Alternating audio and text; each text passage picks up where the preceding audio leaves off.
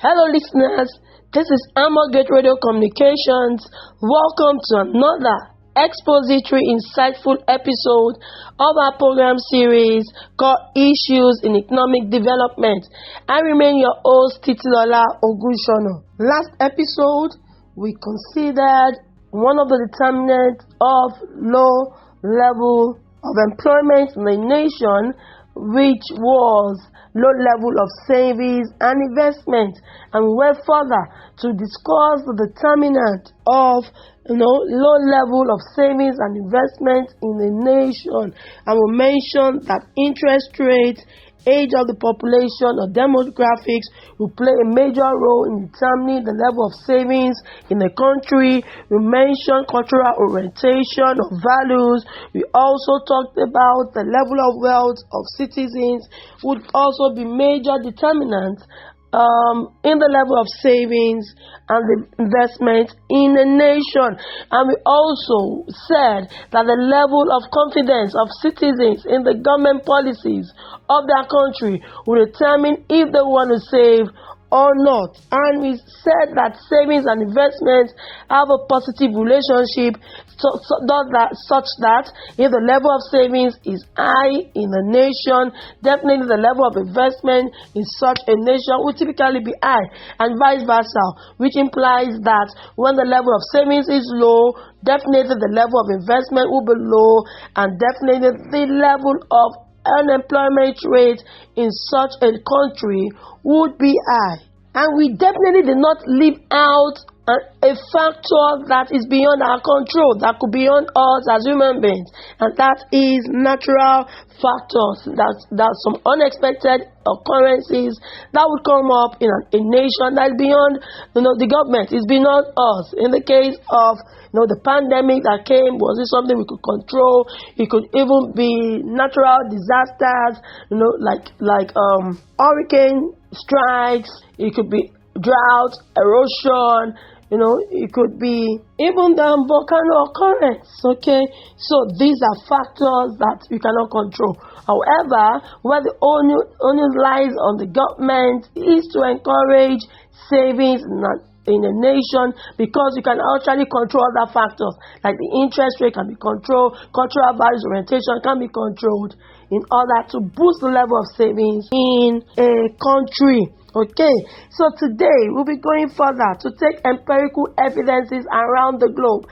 Are there countries, that have high level of savings? When we talk about savings, we're talking about national savings. Are there countries that have done extremely well in terms of saving up in the country? And of course, looking at typically at these countries, you realize that the investment stock, the capital stock in such country would also be high. So we'll look at that on this episode, and we also want to look at countries that have not done so well in terms of national savings, and we'll now consider what are those peculiar factors affecting such countries. Why do we have extremely low level of savings? In fact, in some countries, the value is negative value of savings. So why do we have this? We look at the peculiar challenges faced by such countries on today's episode. So go with me as we consider the top 10 countries with the highest level of savings. Well, you should know that these nations, are not necessarily those ones with the highest level of income, but what our focus is on their level of savings, okay? And there are different ways to save. You have people or individuals save in a nation, businesses or firms, institutions to save. You also have government agencies save. So we're looking at the national savings rate in terms of their ranking, and the national savings rate will incorporate all these different types of savings that mention the people, individuals, firms, institutions, businesses, and government agencies. Okay, so we'll take it from number 10 to number 1. Okay, so let's look at the 10th country with the highest level of savings. This ranking or report is as at 2022. Okay, so at number 10 we have Norway, and the rate of saving in Norway in the year, this was compiled was 50.0%. Norway at number 10. And it's also interesting to note that Norway had average income for that year was about around $14,929. That is Norway at number 10. At number 9, we have Zambia. Okay, the rate of saving in Zambia was 50.1%. And one thing that also helped Zambia, you should know, is that Zambia is a major exporter of copper. Okay, and they have a GDP per capita of $3,975. That's pretty high. Okay, that's Zambia at number 9. At number 8, we have Republic of Congo. Okay, the savings rate was 50.4%. Well, you could argue that Republic of Congo is a small African country, but that we're talking about Republic of Congo, not DRC, Democratic Republic of Congo. So do not confuse Republic of Congo with that. The average GDP per capita for that year in Republic of Congo was $4,335.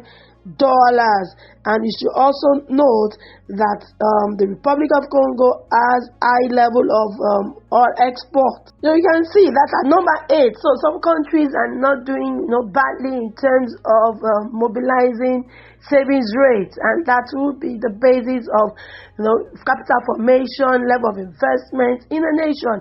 And you see that will speak in terms of their value, as regards gross domestic product, and it should speak the level of economic growth in such a country.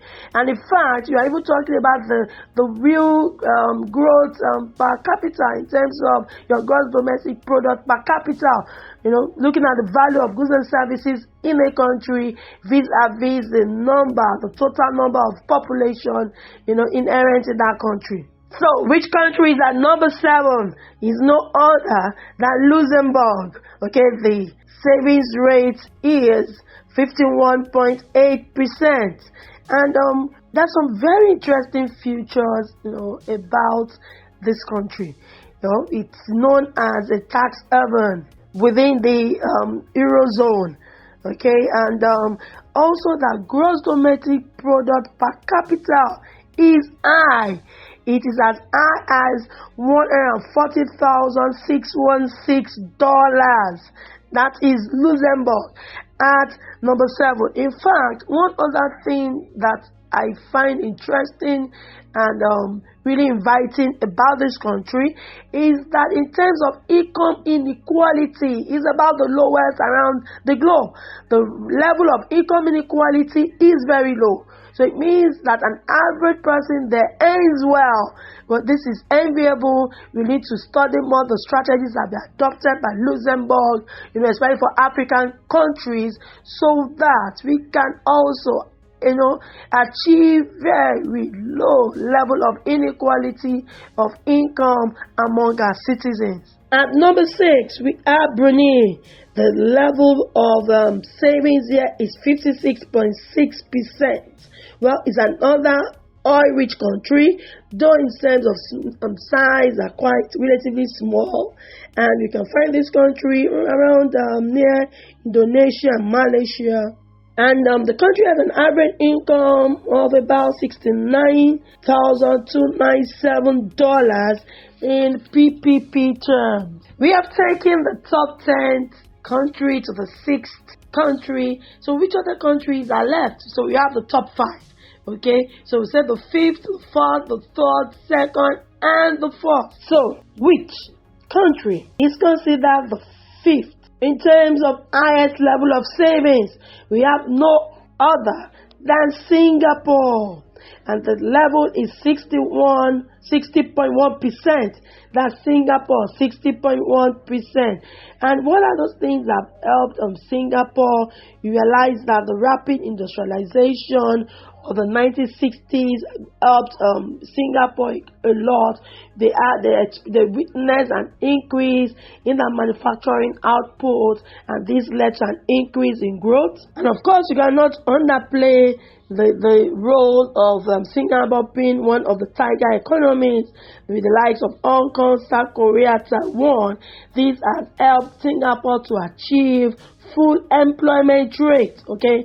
And Singapore has an admirable average income of about $127,606. That's Singapore at number 5. Let's look at number 4, okay? We have Gabon, and we has an average savings rate of 60.3%. Well, this is another African country with significant oil exports, and the average income for the year was around $16,465. That is an African country at number 4. I know someone could be thinking, we have Gabon, an African country at number 4, and it's also an oil producing country. So what is happening to our country, Nigeria? So at number 3, which country do we have? We have Ireland with savings rate of 64.1%. This is quite impressive. And again, the gross domestic product per capita was about $126,837. That is adjusting for purchasing power parity, PPP. So in PPP terms, that is high.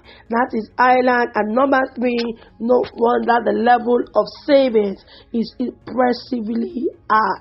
Okay, do we have another country at number 2? Yes, we have Qatar at number 2. You know, the second country around the globe with the highest level of savings.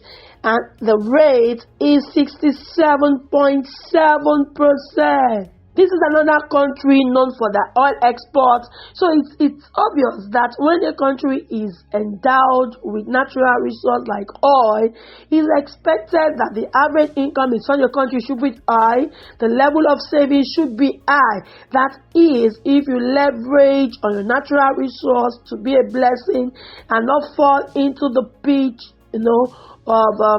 into the pit of what we call the Dutch disease. So rather than being a blessing, coming as a curse, so nations that are oil producing should borrow a leaf from these nations that have been able to leverage on their natural resources to strengthen their savings rate, to strengthen their investment base, to leveraging on it to lead to economic growth and also economic development, and also strategically positioning themselves to achieve sustainable economic development.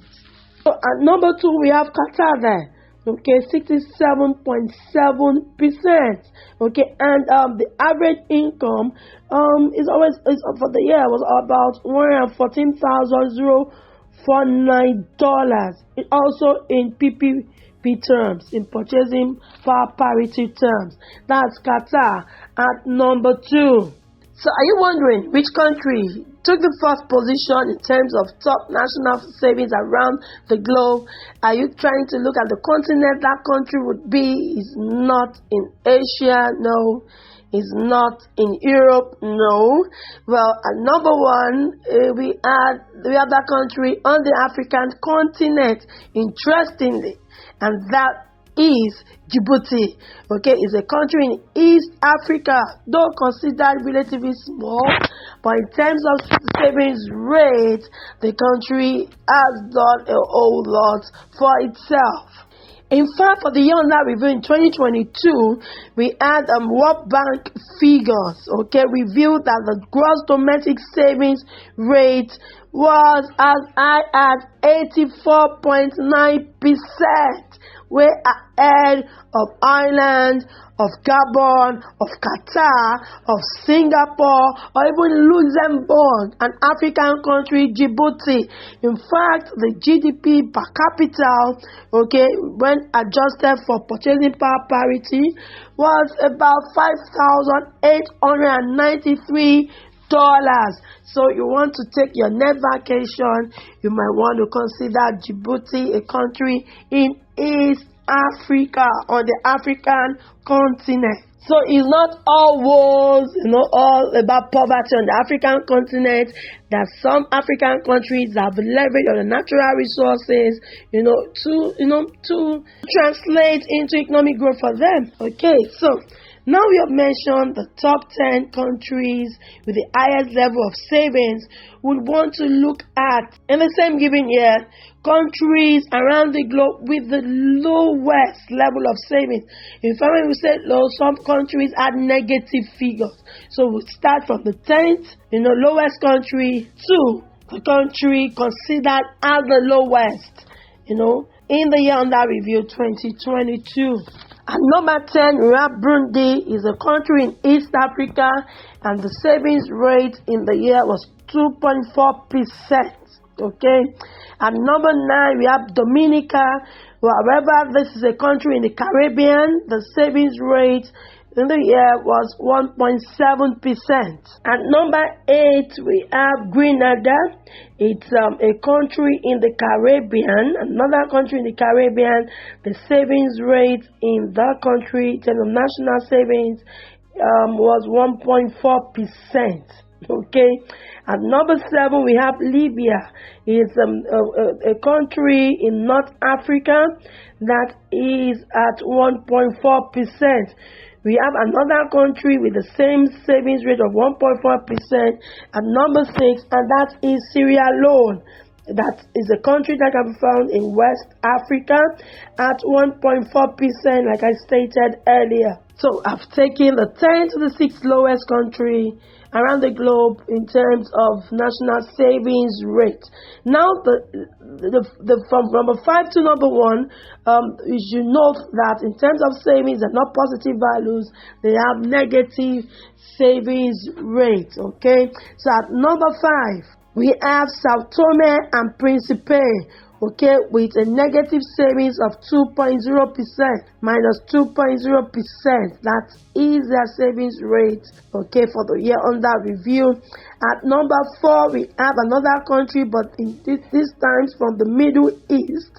Okay, that's Lebanon. Okay, at negative value of 2.0%. Okay, so at number 3, we have St. Vincent and the Grenadines. Okay, is another country in the Caribbean with a negative figure of 2.1%. At number 2, we have a country in Southern Africa, is Zimbabwe, with a negative savings rate of 8.9%. That is Zimbabwe at number 2. Okay, so which country is considered as one with the lowest savings rate? And recall that from the 5th position, been having negative values, okay, of savings. So which country is considered the lowest? Just like we have the country with the highest level of savings around the globe, which we said was Djibouti, a country in East Africa. Okay, that's highest. We have another country on the African continent. Now bringing it back to West Africa country, Guinea, with a negative savings value of 14.9%. So we have 2 countries on the African continent, one from East Africa with the highest level of savings, okay, as high as 84.9% in the year under review, and another country on the African continent from West Africa with a savings, negative savings value of 14.9%.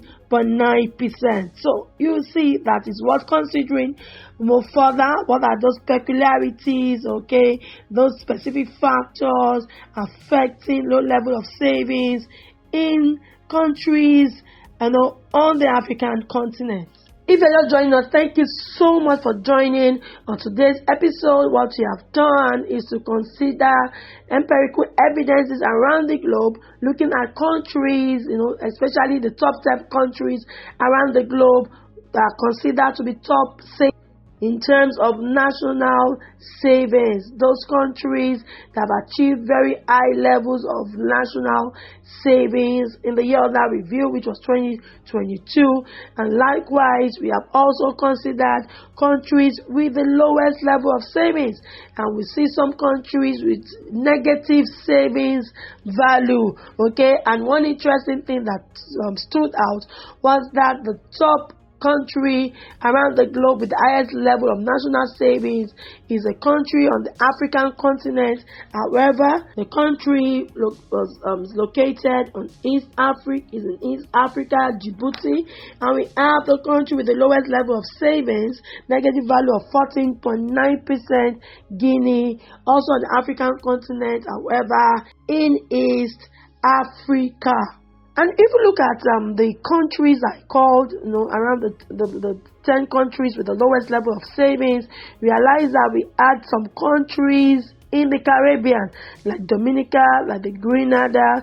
Caribbean, we have St. Vincent and the Grenadines, still a country in the Caribbean. Okay, so I felt that it would be good to look at the Caribbean countries. So what are the challenges? Are there peculiar problems, why these countries are experiencing or experience low level of savings? And also, if you look at these countries, we have some of them doing very well. We have the Bahamas. We have countries, in the Caribbean countries, the islands doing so well. Okay, but we see have some of them struggling. And what I looked at is the peculiarities of this country. And one factor that stood out was the lack of natural resources. And again, countries that are mentioned realize that they have been subjected to natural disasters a lot. They have the issues of the volcanoes. They have the issues of hurricane strikes. Okay, now even a particular report I saw, and I realized that within the last 5 years, most of these islands in this region have experienced some source of water scarcity, and that is also huge, and it's taking a toll on their resources, on the people's well-being. Okay, these are peculiar problems of these countries that are considered a Caribbean country. So generally speaking, are there challenges of savings in an economy, especially zooming our lenses on developing countries. At the micro level, what we have found out is that for most developing countries, the household tend to be large. Large number of children in terms of the parents, the children is high, and we also understand that they are also poor. We have a lot of poor, the poor, when we talk about poverty rate in such countries is also very high, and that would hinder or reduce the capacity to save of households, which would also, affect the level of national savings in such a nation. And why do we have it? Because we know that mostly those in developing countries are engaged in a form of agricultural practice or the other. And when you talk about the income prospect from such practices is actually more uncertain, right, for those still practicing the rural or manual mode of agriculture, not subsistence. We even have the likes of Israel practicing not just mechanized farming, practicing what we call precision agriculture, deploying AI tools, artificial intelligence to plant, to even harvest. We can compare that. Okay, so that's one major factor that's peculiar to developing countries. Okay, so let's take a case study of Zimbabwe. Okay, because the savings rate in Zimbabwe is a negative value of 8.9%. So what are the challenges? Why do we have such negative values in Zimbabwe? Okay, looking at Zimbabwe, we look at the economy, realize that Zimbabwe adopted what we call the multiple currency system in 2009, and this they adopted this following the hyperinflationary episode that really characterized the economy. And when they adopted this multiple currency system, yes, it brought some enormous benefit to them as a nation. First thing that it did for them was that they achieved macroeconomic stability, and the second major benefit that this brought Zimbabwe in terms of the multiple currency system, was that improved financial intermediation. Yes, these two things were major that this system helped Zimbabwe achieve. Okay, however, it still had its impending challenges. They faced quite a lot of challenges, and one of the challenges faced by Zimbabwe was that they had low level of domestic output. Okay, also deindustrialization was also an issue. They also had growing non-performing loans. Okay, a lot of their loans were non-performing. People were not paying up. Okay, and that is not far-fetched. The reason is not far-fetched because when you have low level of domestic output, if you are not producing so well, so how do you get income? How do you service existing loans, bank loan? And of course, anytime you have loans not performing, it's going to challenge the liquidity status of banks.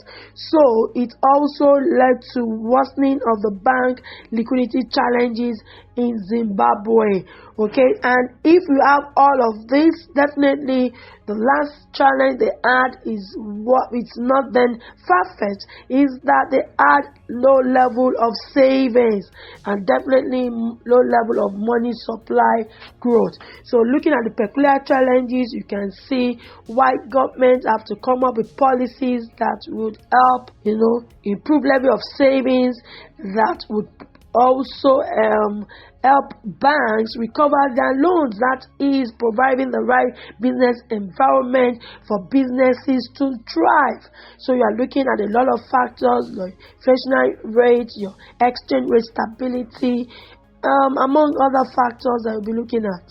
So I went further to look at other specific reasons why the Zimbabweans were not saving. Why do we have people in Zimbabwe not saving? And I found some very interesting reasons, and they were relatable, practical reasons. The first was attributable to the low level of income. When, like I mentioned generally, that when income level is low, definitely people will not want to save. The marginal propensity to save would be low. So low level of income was a major factor for them. Okay. Also, they had low level of interest rates. Of course, when banks have liquidity issues, when they have loans not performing, they can pay a lot of interest on deposits. Okay, so low level of interest rate was another factor that affected the level of savings in Zimbabwe. Okay, so then when you talk about macroeconomic variables, we tell you that these economic variables have multiplier effects on the economy. So look at low level of interest rates. That's as I mentioned that what are the on that episode, that what were the factors affecting responsible low level of savings and investment. I mentioned low level of interest rate, and you can see that play out in the negative savings values for Zimbabwe. And one of the factors too we consider when we went further was that there are low level of interest rates, low level of income. They also have policy inconsistencies. So we talk about consistency in government policies. So once it's considered, when the policies are inconsistent, when you have policy of somersault, you are going to discourage the level of savings, just like you have seen it play out in the case of Zimbabwe. Okay. Another reason that we found why they were not saving was a lack of variety of attractive savings plans. Financial institutions have to devise, means to strategies, deploy them, to make savings attractive. Now I know we can't take that on today's episode, but I would like to look at strategies that they are adopted by various countries to improve or promote savings culture. And even the savings culture, promoting it cannot just be left to the bank. We've seen countries, we've seen the central bank of countries come up with very innovative ways, of encouraging people to save, promoting that culture of savings. So you can see that in this case of Zimbabwe, but they didn't have a lot of variety of savings plans. That would be a kind of plan that would attract a particular set of people. So you need to look at your demographics, you need to see what will work with them, and also you need to leverage of technology. You see countries leverage of technology to boost their levels of savings. So promoting savings culture, through creative, innovative strategies is the way to go. And the last but not the least reason why they were not saving is the lack of confidence in the financial sector as a result of what they call the lost decade. So when people cannot trust the financial sector, especially when you have the issue of bank runs, when you have the issue of bankruptcy, in that financial sector, so people will lose the confidence. So confidence, like I mentioned also on last episode, that confidence level of your people, of your citizens in your financial structure, the confidence that they know they're not going to lose their money would encourage them to save. Once that is lost, you have to do a lot in terms of orientation. You have to do a lot in terms of restoring the confidence of your people in your financial institutions. Well, I promise that it's going to be another expository, informative episode. I hope you found it informative. I hope you found it insightful. Okay, we cannot but overemphasize the need for savings. And remember, when we talk about national savings, it encompasses your savings, my savings, individual savings, businesses, firms, and also government agencies. So when we talk about national savings, it's not just about government agencies saving, but also you and I, having that savings culture. This should be promoted across the globe. If it needs for us to go back to cultural orientation, making it part of our cultural values, we need it, because we can only grow as a nation if we save up, and increase our level of capital stock and investment. That's the only way. That's the way forward. That is what is sustainable in the long run. And I remember the words of Warren Buffett, which says that someone is sitting in the shade today because someone planted a tree a long time ago. So that facility that you're enjoying today is a function of someone who has put it there, proactively saved a long time ago. So what are you going to put out there for the next generation? What is your contribution to see that your economy grows in terms of employing, saving, and taking up investment activities in your country? So this is not just for the government, it's a collective effort. Yes, government would have to deploy strategies to encourage us to save, but what I'm employing and advocating is that culture should start with you and I. This is all we can take on today's episode. Remember, we have other programs, interesting, expository, informative programs that run on Amalgate Radio Communications from Monday to Fridays, 5 p.m. WAT. We have a lot of programs for you where you can learn what you can leverage on to improve yourself as an individual, to improve your organization, and as an entrepreneur, there are a whole lot to learn from. If you have any question or your comment, you can send a mail to us at contact@theamalgate.org. Contact@theamalgate.org is the mail to send your questions and feedback to. And remember, for your consulting needs, communication needs, your training needs, we have you covered. Kindly check us up on our website, www.theamalgate.org.